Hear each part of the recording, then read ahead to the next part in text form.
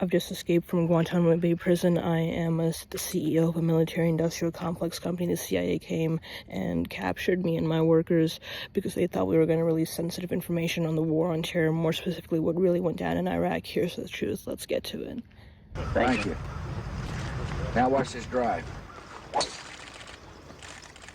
The War on Terror is a global military campaign initiated by the United States following the attacks of September 11th, 2001. Spanning nearly 2 decades, its main theater was in Afghanistan and Pakistan. Its visible conclusion is widely symbolized by the withdrawal of U.S. forces from Afghanistan back in 2021. The roots of the conflict trace back to May 1996, when the World Islamic Front for Jihad against Jews and Crusaders resurrected into what became known as Al-Qaeda under the leadership of Osama bin Laden. Bin Laden issued a fatwa declaring war on the West and Israel, setting the stage for escalating conflict. Bin Laden's 1998 proclamation that killing American civilians and military alike was, quote, an individual duty for every Muslim. In his 2006 article assessing U.S. strategy in the war on terror, MIT professor Stephen Van Evera argues that while the 2002 ousting of the Taliban government in Afghanistan did sell Al-Qaeda back, the organization quickly adapted, evolving into a decentralized yet potent network of capable significant destruction. Van Evera criticizes the U.S. for waging a one-dimensional war, focused solely on the offensive front overseas, while neglecting 3 critical fronts: the homeland defense, securing weapons of mass destruction, and the ideological, quote, war of ideas. The offensive front, spearheaded by the 2001 invasion of Afghanistan, aimed to destroy regimes that sheltered Al-Qaeda, dismantle the training bases of jihadists, and isolate leadership. Operations like the Battle of Tora Bora and the Operation Anaconda failed due to insufficient troops and planning. Efforts to stabilize Afghanistan were half-hearted, with inadequate security and economic aid. President Hamid Karzai's administration could not secure the nation, enabling Al-Qaeda and the Taliban to entrench themselves in the southern and eastern regions. W. Bush signed a covert action finding authorizing the CIA to topple the Saddam regime under Bill Clinton. No-fly zones were established in the north and south to keep Saddam's aircraft grounded and protect both the Kurds and the Shias. Clinton signed the Iraq Liberation Act, providing funds for the Iraqi opposition and later authorizing a 4-day bombing campaign.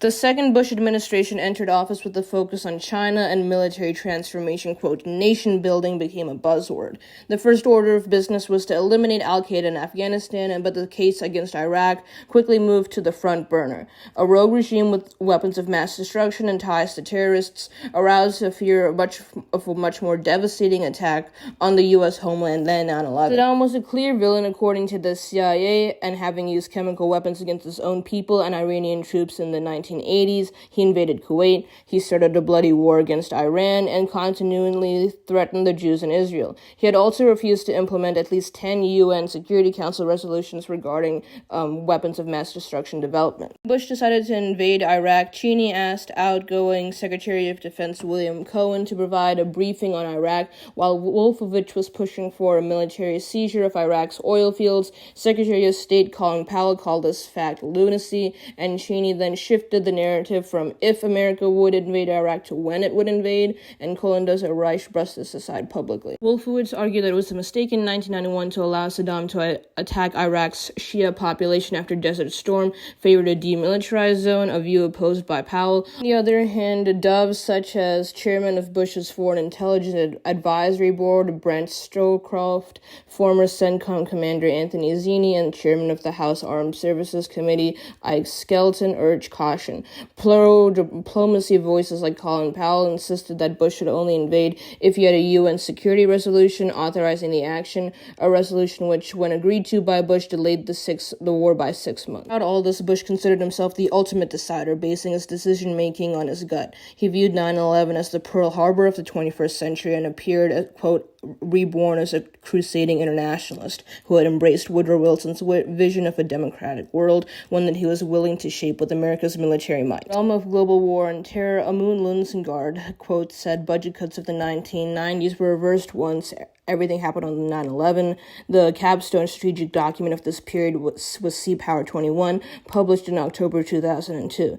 The 90s perception of threats, characterized by lack of specificity, was replaced by certainty, quote, nations poised for conflicts in key regions, widely dispersed and well-functioned terrorist and criminal organizations, and failed states that discover only the despair to their people. Concepts like amphibious operations and sea control embodied the defensive U.S. Navy concept of sea shield, combined with nuclear deterrence and ICBM missile defense. The arms race of the Cold War only progressed the development of America's arsenal, and for the first time in the 21st century, a new generation of warfare was being commenced. In disguise, artillery came from the form of F-15 fighter jets. The F-15 variant manufactured by Boeing was considered the best for sky domination, enabling U.S. forces to carry out operations. It could shoot further than any other fighter in the U.S. Air Force arsenal and hold 12 AMRAAMs, a 12-foot inertial guide missile with an impact fuse system, and boasted state-of-the-art survivability. According to Boeing, it maintained low detectability through innovative electronic warfare tools and was the first full-rate production program to implement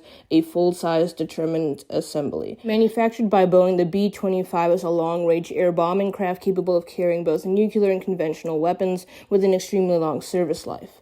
Tomahawk cruise missiles manufactured by Raytheon emerged as precision weapons that could be launched from ships, submarines, and ground launchers. Raytheon touted that these missiles could strike targets from over 1,000 miles away and features a data link that allows it to switch targets while in flight. It can loiter for hours and change course instantly on command. Drones also played an important role in modern warfare. The U.S. Air Force explains that counterterrorism, the enemy, is a distinct form of counterinsurgency where the population is the focus. The drones can provide up to 97% of surveillance information. Today, the U.S. has less influence in Baghdad than Iran does. Iraq is now a Shia-dominated nation with an oppressed Sunni majority, rampant violence, and no control over the Kurdish north. As many as 100,000 Iraqis died as a direct result of the American invasion. Violent Salafists from Syria swept through the Sunni areas of Iraq, seizing important cities and declaring an Islamic caliphate. With no U.S. military in Iraq to support the Iraqi army, the Kurds have taken the oil-rich city contested of Kirkuk and are attempting to separate from the Iraqi state. So what can the conclusion be drawn about the Desert Pirates? There were none. There were no weapons of mass destruction. Okay, all right.